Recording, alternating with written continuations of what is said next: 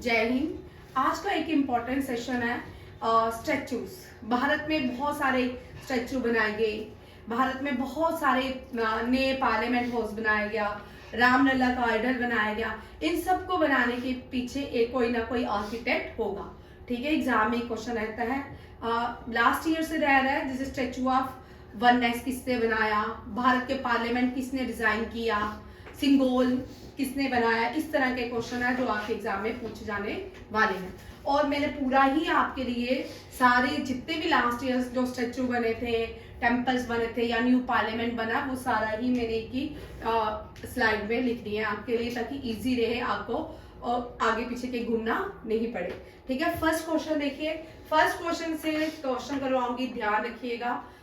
Height आपको ढूंढनी है। ठीक है, हाइट में मैंने बड़ी बार पढ़ाई है। ठीक है, 146 हाइट है फर्स्ट क्वेश्चन की। बट जो जो स्टैचू बने ना उनकी हाइट आप लिखिए। पहले हाइट आती थी कंपल्सरी, ठीक है, अब हाइट नहीं आएगा। अब इनके आर्किटेक्ट और डिजाइनर के नाम पूछ दे। फर्स्ट क्वेश्चन देखिए, statue of unity. Statue of unity वो व्यक्ति हैं जिसने भारत का कार्य सच में भी बड़ा किया। और दुनिया में सबसे लार्जेस्ट स्टैचू कौन सा है? इन्हीं का ही है। ठीक है, लार्जेस्ट स्टैचू। और इस व्यक्ति को भी ध्यान से पढ़ लीजिए क्योंकि इनसे क्वेश्चन रहता है। ठीक है, largest statue in the world. अब यहाँ पे क्वेश्चन आ सकता है, लार्जेस्ट स्टैचू जो है, स्टैचू ऑफ यूनिटी ने किस स्टैचू को सरपास किया? स्टैचू ऑफ लिबर्टी को। किसको? Statue of liberty. और statue of largest statue of world is statue of unity. Statue of unity कहा जाता है। क्यों?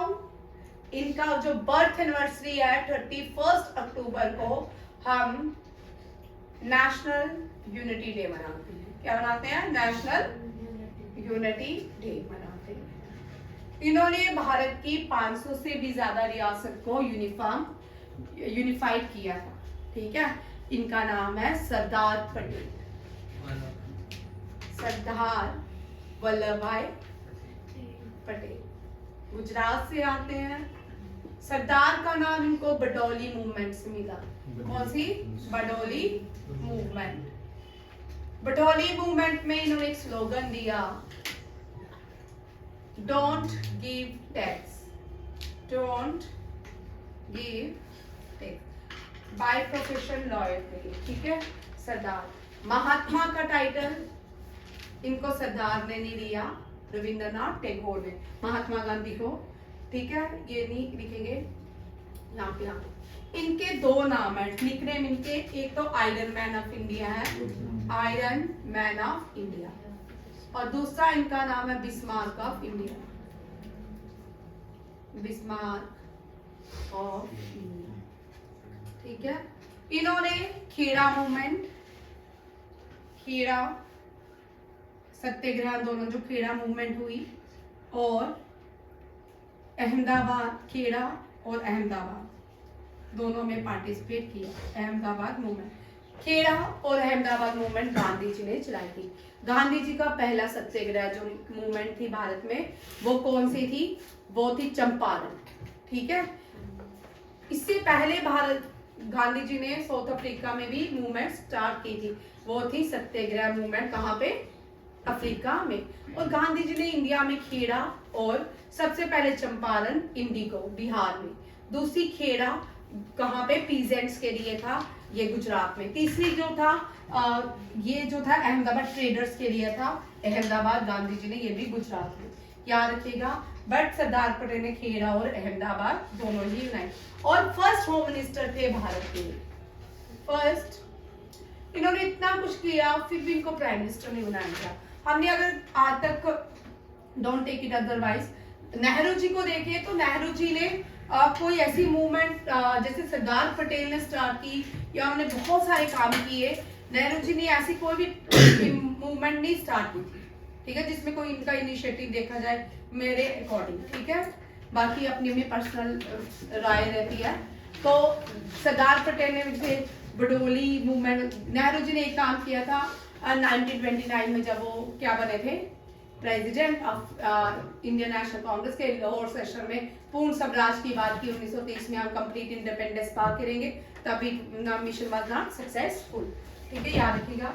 और फिर सारे वोट इनको मिले, आजादी के बाद सारे वोट सरदार पटेल जी को मिले, बट नेहरू को कोई वोट नहीं मिला, फिर भी नेहरू जी प्राइम मिनिस्टर बने। ठीक है, statue of unity dedicate to Sardar Patel. और स्टैचू ऑफ यूनिटी, अब यहाँ पे क्वेश्चन आता है कौन से गांव में है? कावेरिया, गुजरात में। ठीक है, इसके किनारे कौन सा डैम है? सरदार सरोवर। सरदार सरोवर। कौन सी नदी बहती है? नर्मदा। 146 फीट है, देख लो, चेक कर लेना कितने ऊंचा है। ठीक है, इसको चेक कर लेना।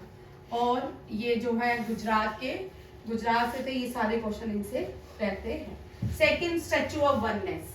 स्टैचू ऑफ वननेस 2023 का इंपॉर्टेंट क्वेश्चन है। और सारी स्टैचू ऑफ यूनिटी बनाया आर.वी. सूत्रा ने।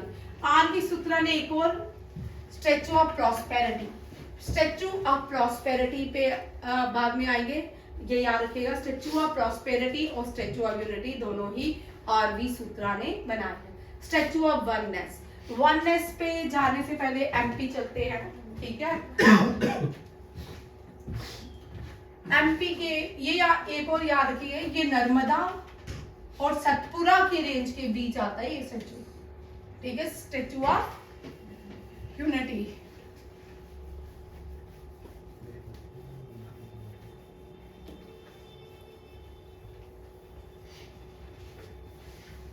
आप देखो, स्टैचू ऑफ वननेस हो गया। वननेस जो है डेडिकेट होता है आदि शंकराचार्य को। आदि शंकराचार्य। ठीक है, एमपी में बनाया गया नर्मदा के किनारे। एमपी में कौन सी नदी बैठती है? गोदावरी, नर्मदा। एमपी में कौन सी नदी बैठती है? तो उज्जैन में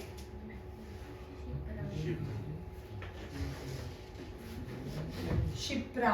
उज्जैन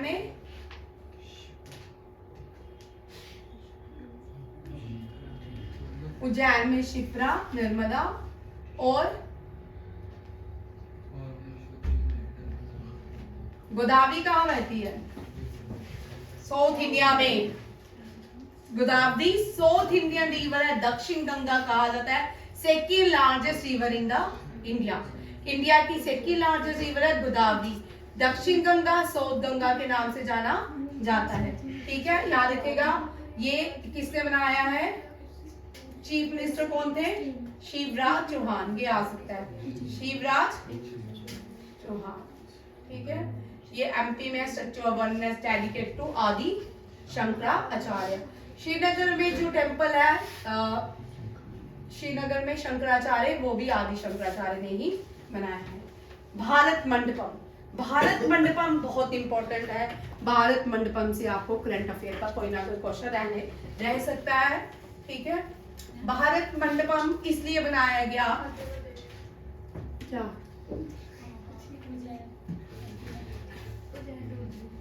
अच्छा, पूछ लेते हैं मुझसे। चलो, अच्छा, उज्जैन से फिर मैं लास्ट में वो क्वेश्चन बताती हूँ। ठीक है, मंडपम, भारत मंडपम जो है ये G20 की क्लोजिंग सेरेमनी के लिए बनाया गया। भारत मंडपम। भारत ने बहुत सारी अचीवमेंट की G20 में, तो बहुत सारी दुनिया दंगी रह गई कि भारत ने इतना अच्छा G20 ऑर्गेनाइज किया। अलग अलग जितने भी देश के अलग 200 से भी ज्यादा डेलीगेशन आए, 200 से भी ज्यादा मीटिंग रखी गई। और इसमें बहुत सारे डेलीगेशन है, अलग अलग स्टेट में भेजे गए, कई एमपी में भेजा गया, कई J&K में भेजा गया, कोई चंडीगढ़ में भेजा गया, अमृतसर में भेजा गया, बहुत सारे पूना, महाराष्ट्र, बाहर की बहुत सारे स्टेट में G20 की मीटिंग्स हुई। ठीक है, और G20 का थीम याद रखिएगा क्या है? वसुधैव कुटुंबकम। ठीक है, वासुदेव कुटुंबकम भी कहा जाता है। G20 में क्लोजिंग सेरेमनी कहाँ हुई? भारत मंडपम। इस भारत मंडपम की क्लोजिंग सेरेमनी में भारत ने G20 की नेक्स्ट प्रेसिडेंसीशिप किसको दी? किसको? ब्राजील। ठीक है, और यहाँ पे कौन सा नया देश जो है G20 में ऐड किया गया? G20 नेक्स्ट ईयर G21 हो जाएगा, किसके साथ? अफ्रीकन यूनियन के साथ, अफ्रीकन यूनियन के साथ। G20 होगा 19 plus European union plus African union हो जाएगा, ठीक है, अफ्रीकन यूनियन। भारत जो है G20 का मेंबर है, पहली बार G20 की बैठक भारत में। इसके साथ एक और क्वेश्चन बन सकता है, 2023 में भारत में कौन सी दो बड़ी बैठकें हुई, कौन सी दो बड़ी कॉन्फ्रेंस हुई?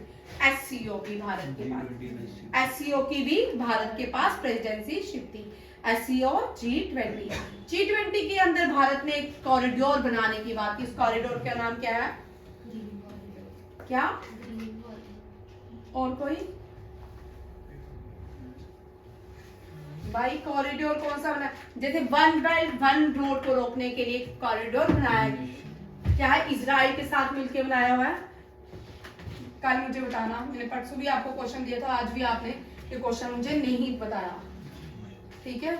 इसके अंदर तुम लोग पढ़ते नहीं हो घर पे। और बायोफ्यूल अलायंस की भी यहाँ पे क्या किया गया? न्यू एग्रीमेंट किए गए बायोफ्यूल अलायंस। 4 देश USA, इंडिया और ब्राजील ने मिलकर बायोफ्यूल अलायंस की स्थापना की, ठीक है? G20 के अंदर कौन सा एक ऑर्गेनाइजेशन बनाई? बायोफ्यूल अलायंस का इनिशिएटिव लिया गया। कौन से 3 देश थे जिन्होंने बायोफ्यूल अलायंस की इनिशिएटिव लिया? USA, इंडिया एंड ब्राजील, याद रखिएगा। और भारत मंडपम को संजय सिंह ने बनाया, इसके आर्किटेक्ट कौन है? संजय सिंह। अब नेक्स्ट है राम टेम्पल। अब आपने 2 क्वेश्चन ध्यान से देखिए, एक तो राम टेम्पल के आर्किटेक्ट कौन थे, दूसरा है रामलला। आप दोनों में कंफ्यूज नहीं होना, ठीक है? राम टेम्पल बनाया चंद्रकांता बी सोमपुरा ने। राजा रामचंद्र इक्ष्वाकु कुल के थे और मनु फाउंडर थे इक्ष्वाकु कुल के। और रामचंद्र, जो भगवान रामचंद्र थे, उनका बर्थ माना जाता है कि अयोध्या में हुआ। और रामचंद्र के जो टेम्पल है जहाँ पे राम लला को रखा गया, उसका आइडल अरुण जोगीराज ने बनाया।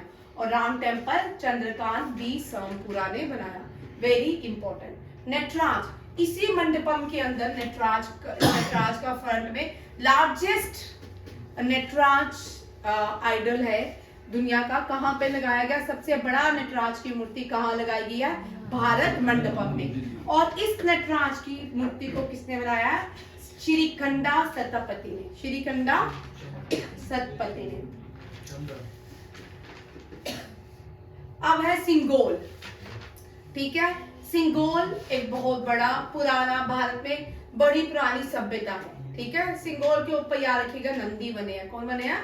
नंदी। वो क्या करते? दंड। भारत में क्या होता था कि कोई भी राजा बनता था, उसको एक दंड दिया जाता था ताकि वो उस राज्य की रिस्पॉन्सिबिलिटी अच्छे से सौंपे, ठीक है? और सिंगोल की स्थापना न्यू पार्लियामेंट के अंदर प्राइम मिनिस्टर नरेंद्र मोदी ने की। स्पीकर के राइट साइड में रखा गया है, लोकसभा के स्पीकर के राइट साइड में सिंगोल रखा गया है। और सिंगोल किसने आर्किटेक्ट किया था? आज नहीं, जब जवाहरलाल नेहरू, जब 1947 में देश आजाद हुआ, लॉर्ड माउंटबेटन जो लास्ट वाइसराय थे, उन्होंने पहले प्राइम मिनिस्टर भारत को उनके सौंप दिया, आवाज से रिस्पॉन्सिबिलिटी भारत की आपके पास है।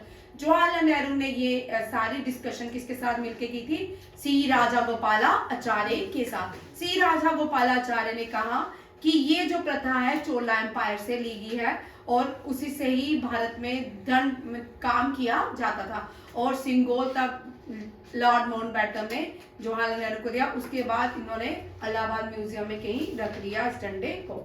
आपने देखा होगा कभी जवाहरलाल नेहरू को उस झंडे के साथ उसको एज अ प्राइम मिनिस्टर बनाया गया था भारत का। उस दंड बोला जाता है सिंगोल। तब इस सिंगोल की राजा सी गोपालाचार्य किसके पास गए थे सिंगोल के बनाने के लिए? विमुदी भांगरू चिट्टी के पास। वेरी इंपॉर्टेंट, ठीक है? विमुदी भांगरू चिट्टी, ठीक है? ये बड़ा इंपॉर्टेंट क्वेश्चन है सिंगोल। और जो सिंगोल की अभी सेरेमनी हुई थी न्यू पार्लियामेंट के अंदर, उनको इनवाइट भी किया गया था। वो अब बहुत ओल्ड हो चुके हैं, वो आज भी जिंदा है। और इस सिंबल को देखते हुए उनके बड़े अच्छे एक्सप्रेशन थे, आप देख सकते हो। जब न्यू पार्लियामेंट बना, न्यू पार्लियामेंट बिल्डिंग जो है बिमल पटेल ने बनाई। किसने बनाई? बिमल पटेल ने। और statue of prosperity Ram V Sutar ने। स्टैचू ऑफ आशीष होगा। स्टैचू ऑफ प्रॉस्पेरिटी जो है वो किसने बनाया? राम वी सूत्रा ने। राम वी सूत्रा ने स्टैचू ऑफ प्रॉस्पेरिटी बनाया। ये बड़े इंपॉर्टेंट क्वेश्चन है, ये सारे एग्जाम में आ सकते हैं। और ओल्ड पार्लियामेंट बनाया था एडविन न्यूटन और बेकर ने। और एडविन न्यूटन और Baker. Statue of unity Ram V Sutar. Statue of oneness CP Kukreja. और प्रॉस्पेरिटी जो है, स्टैचू ऑफ प्रॉस्पेरिटी ये largest copper largest sitting statue है इंडिया का। लार्जेस्ट सिटिंग स्टैचू है भारत का। ये कैंपा घोड़ा को जाके कौन है भाई? कैंपा घोड़ा, ठीक है। कैंपा घोड़ा जो फाउंडर है कर्नाटका के, बेंगलुरु के। किसके? बेंगलुरु सिटी के। बेंगलुरु सिटी के फाउंडर है कैंपा घोड़ा। और उनका जो स्टैचू बनाया गया लार्जेस्ट कॉपर का बना हुआ है और लार्जेस्ट सिटिंग स्टैचू है। और इसको इंस्टॉल किया गया है बेंगलुरु के अंदर ही। कैंपा घोड़ा इंटरनेशनल एयरपोर्ट जो है वो बेंगलुरु कर्नाटका में है। Statue of prosperity dedicate to Kempe Gowda और राम वी सूत्रा ने बनाया। और स्टैचू ऑफ पीस जो है डेडिकेट रामार्जुना आचार्य को। रामार्जुनाचार्य भक्ति पीरियड से बिलोंग करते थे, साउथ इंडिया से बिलोंग करते थे। भक्ति पीरियड उन्होंने ही तेलंगाना में स्टार्ट किया था, रामार्जुनाचार्य। रामार्जुनाचार्य का पीस स्टैचू श्रीनगर के लाल चौक में इंस्टॉल किया गया है बाय अमित शाह, ये भी याद रखिएगा। Statue of unity Ram V Sutar, oneness CP Kukreja, Bharat Mandapam Sanjay Singh, Ram temple Chandrakant S Sompura, idol Ram Mandir, Arun जोगीरा, Nataraja statue Srikanta Sthapati, Sengol Vummidi Bangaru Chetty, statue of prosperity Ram V Sutar and new building Vimal Patel. ये सारे क्वेश्चन इंपॉर्टेंट है और आ सकते हैं। थैंक यू, जय हिंद।